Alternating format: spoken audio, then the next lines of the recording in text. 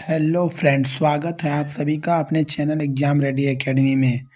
Friends, आज के इस वीडियो में हम जीव विज्ञान यानी बायोलॉजी के 40 एमसीक्यू प्रश्न पढ़ेंगे, जो आपके किसी भी कॉम्पिटिटिव एग्जाम के लिए काफ़ी महत्वपूर्ण होने वाला है। और अभी आप लोगों का कुछ दिनों के बाद रेलवे ग्रुप डी का एग्जाम होने वाला है, उसके लिए भी काफ़ी इम्पोर्टेंट प्रश्न होने वाला है, तो आप सभी वीडियो को शुरू से अंत तक जरूर देखिएगा। चलिए शुरू करते हैं। हमारा पहला प्रश्न है, शरीर की सबसे बड़ी ग्रंथि कौन है? लार ग्रंथि, थायराइड, यकृत, अमाशय।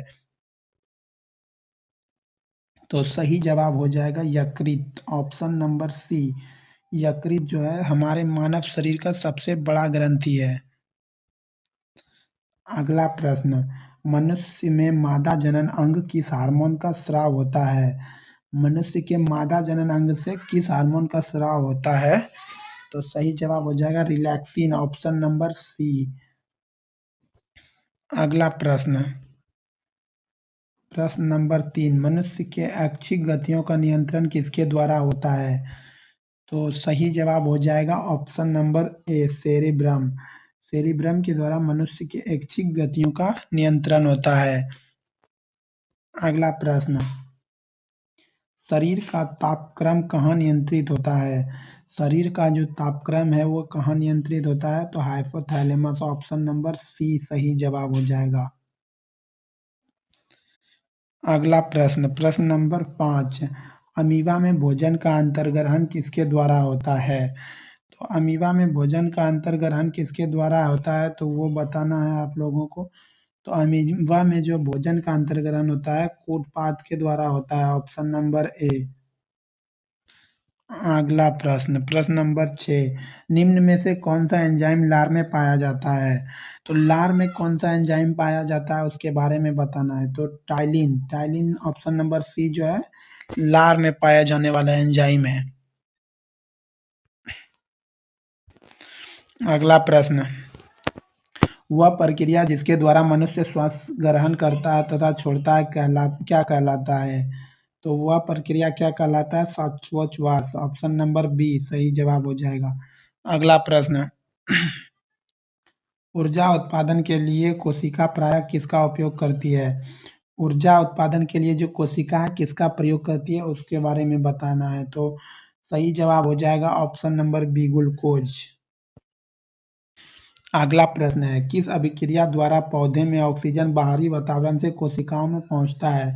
वह बताना है वह कौन सा अभिक्रिया है जिसके द्वारा पौधों में जो है ऑक्सीजन बाहरी वातावरण से पहुंचता है। तो सही जवाब हो जाएगा विसरण, ऑप्शन नंबर बी।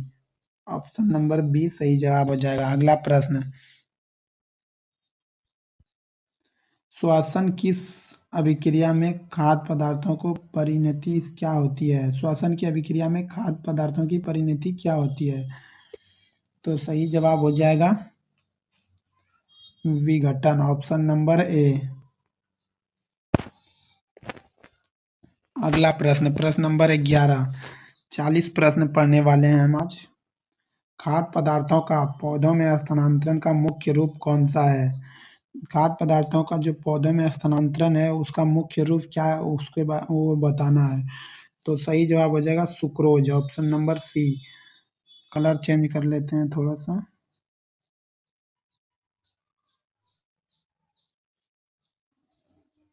ठीक है। अगला प्रश्न, एक स्वस्थ मनुष्य का रक्तचाप होता है? तो सही जवाब हो जाएगा 120/80, ऑप्शन नंबर बी।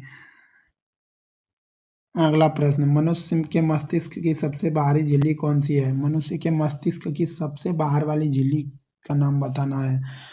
तो सही जवाब हो जाएगा ड्यूरामीटर, ऑप्शन नंबर सी। अगला प्रश्न, मनुष्य में सूंघने की क्षमता को नियंत्रित करता है? मनुष्य में जो सूंघने की क्षमता है उसको नियंत्रित करता है रंध्रीय पाली, ऑप्शन नंबर बी।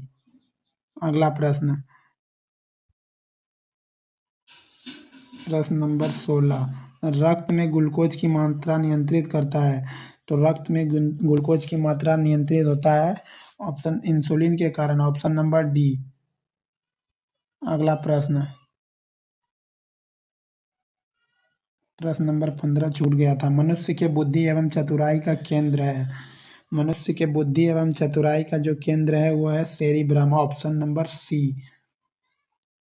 अगला प्रश्न ऑक्सीजन है। ऑक्सीजन क्या है उसके बारे में बताना है। तो ऑक्सीजन क्या है?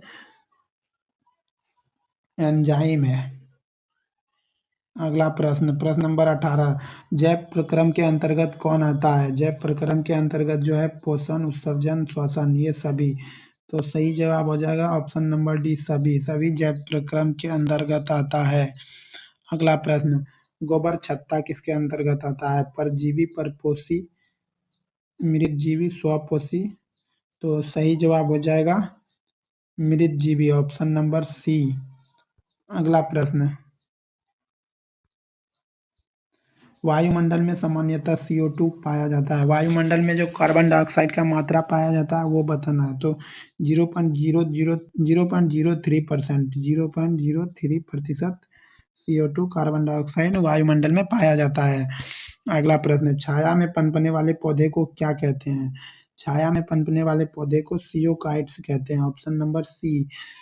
अगला प्रश्न, मनुष्य के मुख्य श्वसन अंग क्या है? फेफड़ा, नाक, ट्रैकिया, क्लॉम। तो मनुष्य का मुख्य श्वसन अंग फेफड़ा है, ऑप्शन नंबर ए। अगला प्रश्न, निम्न में से कौन सा बीमारी श्वसन तंत्र से संबंधित है? डायरिया, टीबी, निमोनिया, बी और सी दोनों। तो बी और सी, टीबी और निमोनिया जो है श्वसन तंत्र से संबंधित है। B and C, option number D सही जवाब हो जाएगा। अगला प्रश्न, उच्च रक्तचाप की अवस्था को क्या कहते हैं? उच्च रक्तचाप की अवस्था को क्या कहते हैं? तो hypertension, option number C. Option number C, hypertension कहते हैं। अगला प्रश्न, मछलियों में उत्सर्जी पदार्थ क्या है? एमिनो अम्ल, यूरिक अम्ल, यूरिया, अमोनिया। तो मछलियों में जो है वो अमोनिया उत्सर्जी पदार्थ है। अगला प्रश्न, पौधों में आवश्यकता से अधिक जल किस प्रक्रिया द्वारा बाहर निकाले जाते हैं? तो अवशोषण, वाष्पोत्सर्जन, उत्सर्जन, प्रकाश संश्लेषण। तो पौधों में जो आवश्यकता से अधिक जल है उसे वाष्पोत्सर्जन द्वारा बाहर निकालते हैं। अगला प्रश्न, निम्न में से कौन सा प्रकाश संश्लेषी अंगक है? पत्ती, हरित लवक, स्टोमा, जड़। तो सही जवाब हो जाएगा पत्ती, ऑप्शन नंबर ए। पत्ती जो है प्रकाश संश्लेषी अंगक है। अगला प्रश्न, पौधे में गैस के आदान प्रदान के लिए रहते हैं जड़, रंध्र, टहनी, तना। तो रंध्र, ऑप्शन नंबर बी। रंध्र जो है गैसों का आदान प्रदान करने के लिए रहता है। आप लोग देखे होंगे जो पत्ती रहता है ना उसमें छोटा छोटा छिद्र टाइप का रहता है, उसे ही रंध्र कहते हैं। अगला प्रश्न, अगला प्रश्न, फेफड़े का आकार होता है गोलाकार, बेलनाकार, शंक्वाकार, अंडाकार। तो सही जवाब हो जाएगा शंक्वाकार, ऑप्शन नंबर सी। अगला प्रश्न, भोज अगला प्रश्न, भोजन का पाचन किस प्रकार की अभिक्रिया है? तो सही जवाब हो जाएगा उपचयन अभिक्रिया, ऑप्शन नंबर ए।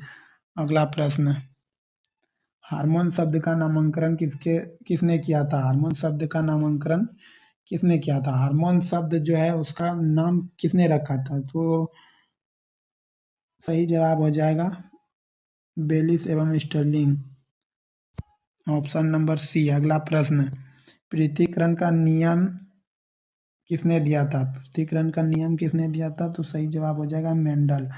अगला प्रश्न, जीव विज्ञान शब्द का प्रयोग सर्वप्रथम किसने किया था? जीव विज्ञान शब्द का प्रयोग सर्वप्रथम जो है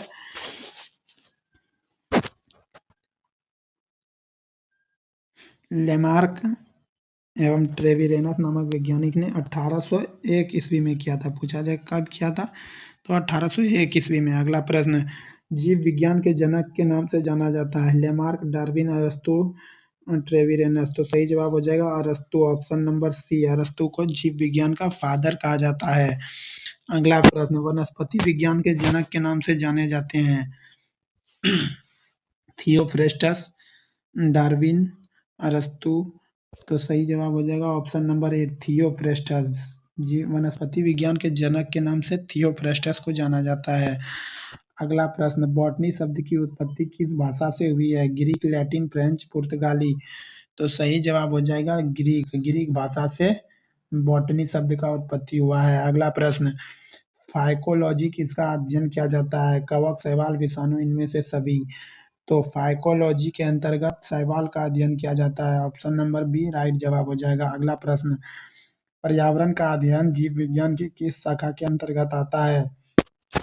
पर्यावरण का अध्ययन जो है पारिस्थितिकी के अंतर्गत आता है। अगला प्रश्न, डेंड्रोलॉजी का संबंध है। डेंड्रोलॉजी का संबंध जो है झाड़ियों के अध्ययन में। ऑप्शन नंबर सी राइट जवाब। अगला प्रश्न, पुष्पों का अध्ययन कहलाता है। पुष्पों का जो अध्ययन कहलाता है anthology. Anthology option number C सही जवाब हो जाएगा। आज के वीडियो में इतना ही। अगर आप रेलवे ग्रुप डी या और किसी भी कॉम्पिटिटिव एग्जाम के तैयारी करना चाहते हैं, साइंस की तैयारी करना चाहते हैं, जनरल साइंस जो होता है ना, अगर आप रेलवे ग्रुप डी या किसी भी अन्य कॉम्पिटिटिव एग्जाम के साइंस की तैयारी करना चाहते हैं तो हमारे इस चैनल को सब्सक्राइब करके रख लें। आज हम बायोलॉजी का 40 इम्पोर्टेंट प्रश्न करवाए हैं। अगले वीडियो में केमिस्ट्री का 40 इम्पोर्टेंट प्रश्न पढ़ाएंगे। उससे अगले वीडियो में फिजिक्स का 40 इम्पोर्टेंट प्रश्न पढ़ाएंगे। तो आप सभी वीडियो को लाइक कर दीजिए, चैनल को सब्सक्राइब कर दीजिए और अपने फ्रेंड में शेयर जरूर कर दीजिएगा। आज के लिए इतना ही। जय हिंद, जय भारत।